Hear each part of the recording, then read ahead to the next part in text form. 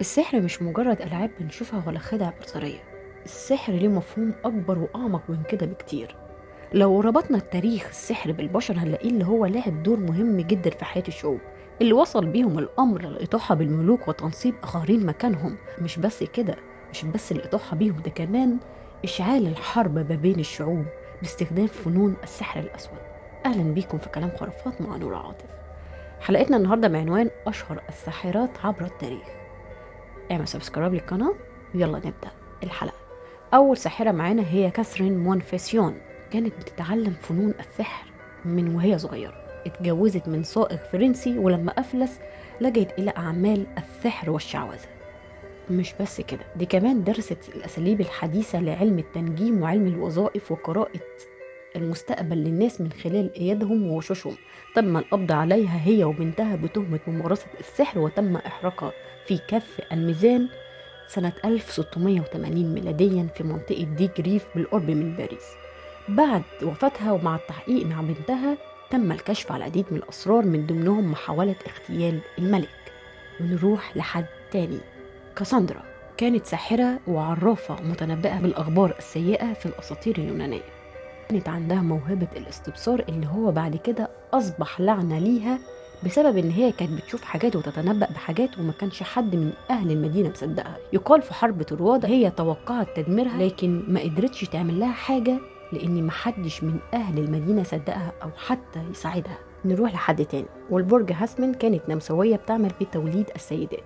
تم القبض عليها بتهمة ممارسة السحر والقتل سنة 1587 ميلاديا. من خلال التحقيق معاها اعترفت ان هي قتلت 40 طفل قبل تعميدهم، وقامت بامتصاص دمهم زي مصاصين الدماء بالظبط. ايه القسوة دي؟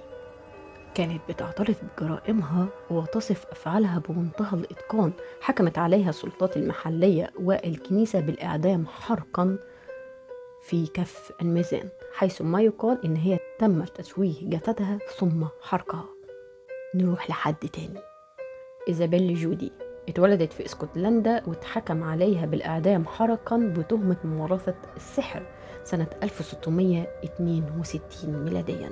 خلال التحقيق معاها ومن ضمن اعترافاتها إن هي قابلت الشيطان، وإن هي غيرت اسمها إلى جانيت. كمان تخلت عن دينها كدين مسيحي ليها، وقالت اللي هي كانت بتحضر اجتماعات سحر مع ملوك الجان. ومش بس كده، إن هي كمان عندها القدرة على الطيران.